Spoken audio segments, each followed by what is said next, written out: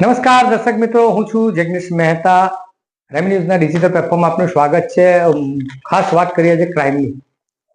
સુરતમાં અવારનવાર ક્રાઇમની ઘટનાઓ બનતી રહે છે, તેની સાથે પોલીસ પણ સતર્ક છે. પોલીસ પણ ઘટનાઓને અંજામ આપનારા આરોપીઓને ઝડપી પાડતી હોય છે.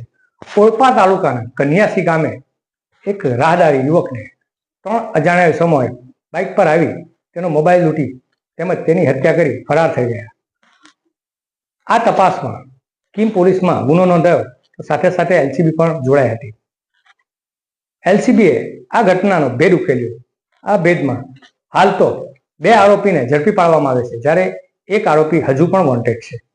જોઈએ આ વિશેષ રિપોર્ટ. સુરત ગ્રામ્ય એલસીબી પોલીસના જાપ્તામાં ઉભેલા આ 2 નકાબ પોસ્ટને જોઈ લો. આ બંને પણ લૂંટવીત હત્યાનો અંજામ લાગ્યો છે. આ બંને રીઢા અને મોબાઈલ સ્નેચરો છે.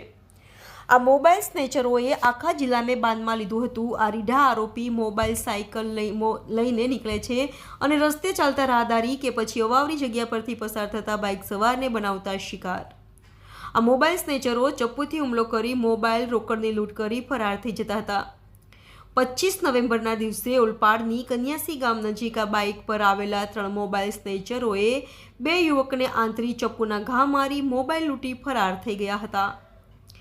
સુરત ગ્રામ્ય જિલ્લામાં કીમ પોલીસ સ્ટેશનની હદમાં કન્યાસી ગામ છે, ત્યાં ઇન્ડસ્ટ્રીયલ એરિયા આવેલો છે. આ કન્યાસી ઇન્ડસ્ટ્રીયલ એરિયામાં ગઈ તારીખ 25/11/24 રાત્રિના સમયે લગભગ 8:30 વાગ્યાના અરસામાં 2 વ્યક્તિઓ પોતાના ફેક્ટરીમાંથી કામ કરીને પોતાના ઘર તરફ જઈ રહ્યા હતા. એ વખતે એક પિહાન નામના વ્યક્તિ કે જે ઓરિસ્સાના વતની છે, એ અને એમના મિત્રને 2 મોટરસાયકલ ઉપર 3 અજાણ્યા ઈસમો આવેલા અને એ લોકોએ તાત્કાલિક નીચે ઉતરી અને ચપ્પુ બતાવીને મોબાઈલ ફોન લૂંટવાની કોશિશ કરેલી. એ પિહાને એ વ્યક્તિએ પોતે પ્રતિકાર કરેલો અને પોતાનો કબજાનો મોબાઈલ ફોન નહીં આપતા એના પેટના ભાગે ચપ્પુ મારીને પિહાનનો મોબાઈલ ફોનની લૂંટ કરેલી અને એના મિત્રના મોબાઈલ ફોનની પણ લૂંટ કરેલી. આ બનાવ બાબતે કીમ પોલીસ સ્ટેશનમાં લૂંટનો ગુનો દાખલ થયેલો અને ગંભીર જે ઈજા કરવામાં આવી એ બાબતનો ગુનો કીમ પોલીસ સ્ટેશનમાં દાખલ કરવામાં આવેલો. આ બનાવ પછી 2 દિવસ બાદ જે પિહાન નામના વ્યક્તિ જેમને ચપ્પુ મારી અને લૂંટ કરવામાં આવી હતી તેનું અવસાન થયેલું અને લૂંટ વિથ મર્ડરની જે સેક્શન છે એ એડ કરવામાં આવેલી. આ બાબતે ગુનાની ગંભીરતાને ધ્યાનમાં લઈ પોલીસ અધિક્ષક શ્રી હિતેશ જોયસર સાહેબની સૂચનાથી એલસીબી, એસઓજી અને સ્થાનિક કીમ પોલીસ સ્ટેશન અને અન્ય પોલીસ સ્ટાફના માણસો આ ગુનાને શોધવા માટે ખૂબ ગંભીરતાથી પ્રયત્નો કરેલા. એલસીબીના પોલીસ ઇન્સ્પેક્ટર શ્રી ભટોળ અને પોલીસ સબ ઇન્સ્પેક્ટર શ્રી શકોરિયાએ રાત દિવસ મહેનત કરી ટેકનિકલ સર્વેલન્સ, મેન્યુઅલ સર્વેલન્સ, સીસીટીવીના એનાલિસિસ અને પોતાના ગુપ્ત બાતમીદારોને કામે લગાડી ઘણા બધા લોકોની પૂછપરછ કરી, ઘણા બધા સીસીટીવી કેમેરાઓને ખંગોળ્યા. આઈસીજીએસ અને ઈ ગુજકોપ જે પોર્ટલ છે એની અંદરથી ભૂતકાળમાં પકડાયેલા ગુનેગારોની માહિતી મેળવી અને ત્યાર પછી ઝીરો ઇન કરતા આ ગુનામાં કુલ 3 ઈસમો 2 મોટરસાયકલ લઈને ગયેલા અને એમના નામ મળેલા. આ 3 ઈસમોના જે આરોપી છે એમના નામ છે ગોવિંદ ભજની બહેરા, જે 23 વર્ષની ઉંમરનો છે અને મૂળ ઓરિસ્સાનો વતની છે અને પીપોદરા ઇન્ડસ્ટ્રીયલ વિસ્તારમાં રહે છે. બીજો એક આરોપી છે સુબલ મુરલી ગોડા, જે પણ ઓરિસ્સાના વતની છે અને પીપોદરા ઇન્ડસ્ટ્રીયલ વિસ્તારમાં રહે છે. આ 2 આરોપીઓ છે અને ત્રીજા એક આરોપી છે સંતોષ ગોપીચંદ જાતે પવાર, આ પણ પીપોદરામાં રહે છે. આ 3 ઈસમોએ આ લૂંટ વિથ મર્ડરનો ગુનો આચર્યા હોવાની હકીકત મળેલી. પોલીસની તપાસમાં આરોપીની પાછળ જતા એ વખતે ધ્યાનમાં આવ્યું કે આ ત્રણેય આરોપીઓ સુરત શહેરની અંદર સરથાણા અને ભેસ્તાન પોલીસ સ્ટેશનના મોટરસાયકલ ચોરીના ગુનામાં પકડાયેલા છે અને જેલમાં છે. પોલીસે આ આરોપીઓની છૂટવાની રાહ જોઈ અને એમના જામીન થતા આ 2 આરોપીઓ ગોવિંદ ભજની બહેરા અને સુબલ મુરલી ગોડા, આ બંને આરોપીઓને એલસીબી કચેરી ખાતે લાવી એની પૂછપરછ કરતા આ ગુનાનો એકરાર કરેલો હોય અને એની સાથે ત્રીજો ઈસમ જે વોન્ટેડ છે સંતોષ ગોપીચંદ, જે અત્યારે જેલમાં છે. આ 3 જણાએ મળી મોટરસાયકલોની ચોરી કરી અને ચપ્પુ લઈ અને મોબાઈલ ફોનની લૂંટ કરેલી અને એ વખતે એમને ઈજા પણ કરેલી ને એમાં જે ભોગ બનનાર છે એમનું મૃત્યુ થયેલું હતું.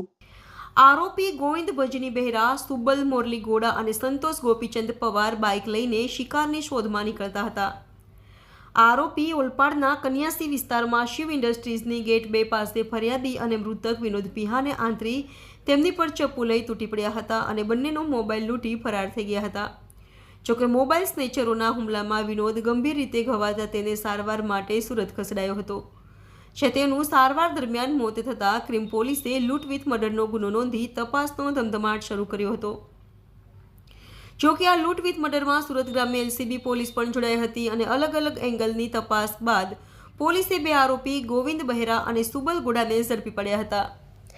આરોપી હાલ જ જેલની હવા ખાઈ જામીન પર બહાર આવ્યા હતા. પોલીસે 3 પૈકી 2ને ઝડપી પાડ્યા છે, જ્યારે ત્રીજો આરોપી સંતોષ પવારને વોન્ટેડ જાહેર કરી તેને પકડવાના ચક્રો ગતિમાન કર્યા છે. આરોપીએ જે લૂંટ કરેલા હતા એ બંને મોબાઈલ ફોન એલસીબી દ્વારા રિકવર કરવામાં આવ્યા છે. એક મોટરસાયકલ પણ તપાસ દરમિયાન જે 2 પૈકીનું એક મોટરસાયકલ કબજે કરવામાં આવ્યું છે. હાલમાં 2 આરોપીઓ છે એ કીમ પોલીસ સ્ટેશનને સોંપવામાં આવ્યા છે.